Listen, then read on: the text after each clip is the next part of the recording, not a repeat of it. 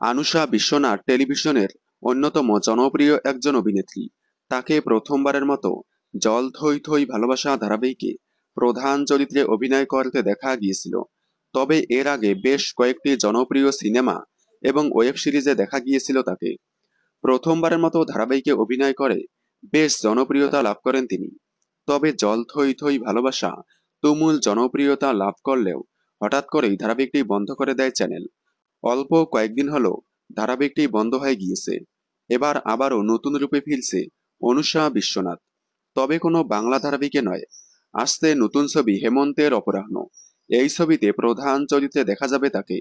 তার বিপরীতে নায়কের চরিত্রে দেখা যাবে জনপ্রিয় অভিনেতা ঋতব্রত মুখোপাধ্যায়কে। এর আগেও ঋতব্রত মুখোপাধ্যায়ের সাথে হঠাৎ দেখা ওয়েব সিরিজে কাজ করেছেন অনুষা বিশ্বনাথ। এবার আবারও তারা জুটি বেঁধে আসছে নতুন ছবি হেমন্তের অপরাহ্ন। ছবিটির সম্পাদনা করেছেন জাতীয় পুরস্কারজয়ী অর্ককমল মিত্র।